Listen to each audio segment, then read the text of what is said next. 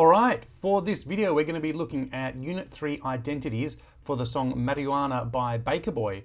So before we can get into it, we've got to do just a little bit of English literature work, but don't panic, it's okay. It won't be too bad. We're going to look at meaning. So here we go.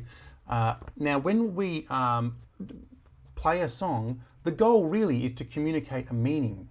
And in fact, communicating a meaning might not even be the best thing to say. The better thing might be, say, to connect people in meaning. And so if you just whistle a happy tune and then somebody else connects with that happy tune and they feel happy, then you've kind of created good art. So you're connecting in meaning.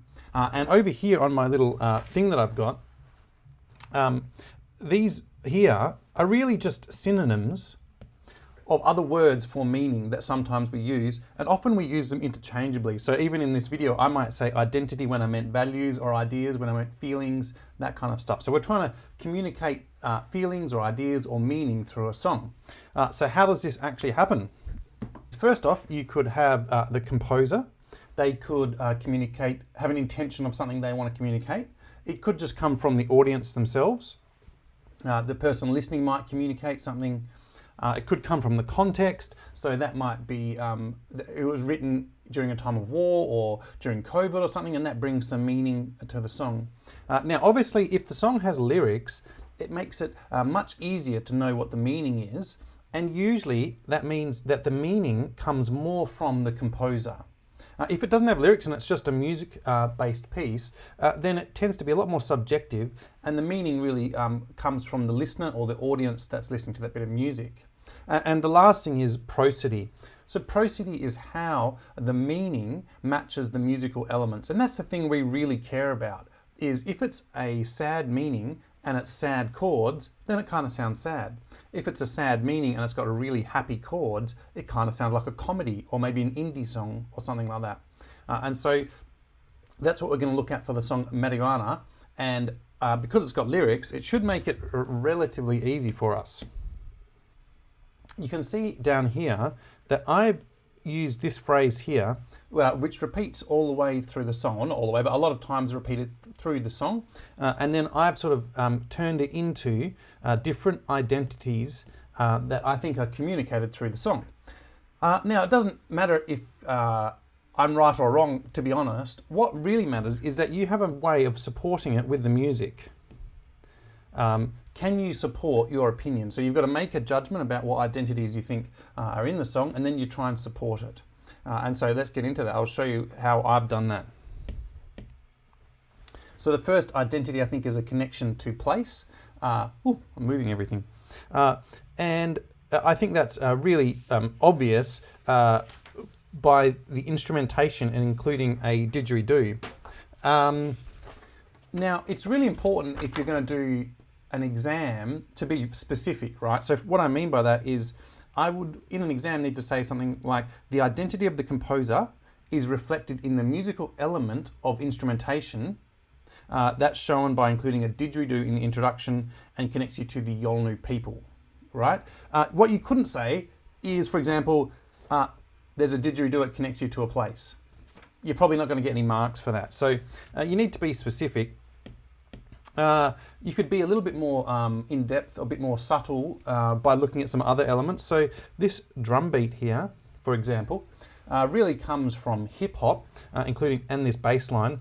And that really can connect you to the birth of hip-hop or the Bronx, and it could connect you with a few of the struggles related to hip-hop and that kind of music. What have I got here? Oh, this would be the offbeat guitar up here. So this offbeat guitar, this relates, for me, relates to a reggae rhythm, an offbeat reggae rhythm that you would find in island life, and gives it a relaxed feel or maybe a dancing feel. And so to me, that connects it to an island sort of life, maybe to a Jamaica or something like that. All right, so that would be that one. The yidikai, which is the didgeridoo, it comes up next, and that can brings about the identity of coming together. The call of the didgeridoo brings people and community together, and that's one of the identities that I think comes through this piece. So first off, again, the instrumentation of a didgeridoo really literally means come together. So that's really easy. A little bit more subtle, I think, is this melody here. First, if you analyze that melody, the notes in that, that is a pentatonic scale, a minor pentatonic, which is a really, really basic scale that is really accessible and inclusive. And so I think that helps the feeling of coming together. If you did it in reverse, if you had a really angular, chromatic melody, that really is off-putting and people wouldn't want to be a part of that. It doesn't encourage people coming together and singing along. Similarly, gang vocals means a whole gang or group of people singing the same melody line in unison or octave unison. And again, I think that encourages coming together. And you could even argue, I think, that the harmony is super accessible and encourages coming together because it's just really what? F minor, B flat, minor, C minor. Really accessible, simple harmony. Again, helps you want to be a part of it and come together. So that's how I'd do that part. The dancing part here, it's another identity that comes through. How does the music communicate that? A few ways, I think. First off, you've got a percussion section here rather than just a one drum part. And so this really simple percussive part is really laying down beats 1, 2, 3, 4. You've got a really consistent snare beat here all the way through. And then you've got this complicated, it's called a cascara pattern on the cowbell that really lays down the pulse and beat. And then that's contrasted by the super syncopated guitar part up here and the relatively syncopated bass line.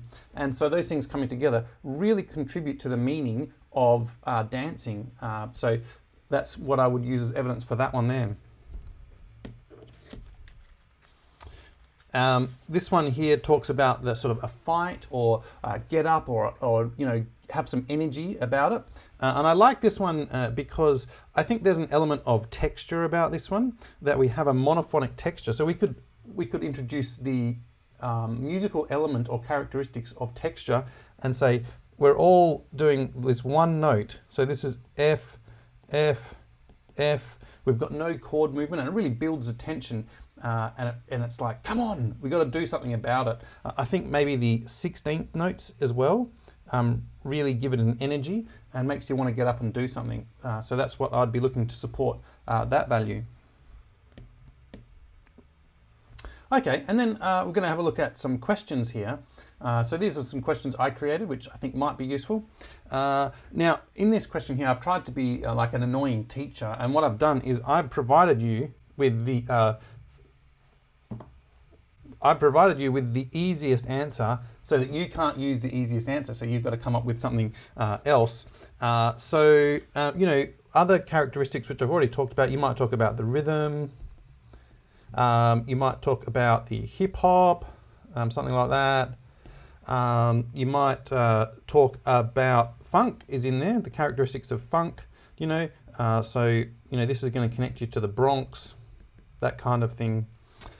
This one here might get you to Islander life. Wow, it's hard to write in there. Yeah, so that's one way of answering that question. Oop, an example question. Did I move that on? Here's another question. You could probably try and answer this yourself.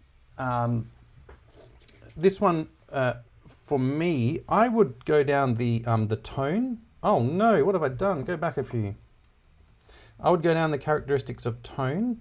I think the harsh tone of the verse is contrasted against the softer singing tone and gang vocals of the chorus. And so I think that that is how you get that pride sort of element, and then contrasted with unity in the chorus where everyone comes together and sings. So that's how I would be looking at that one.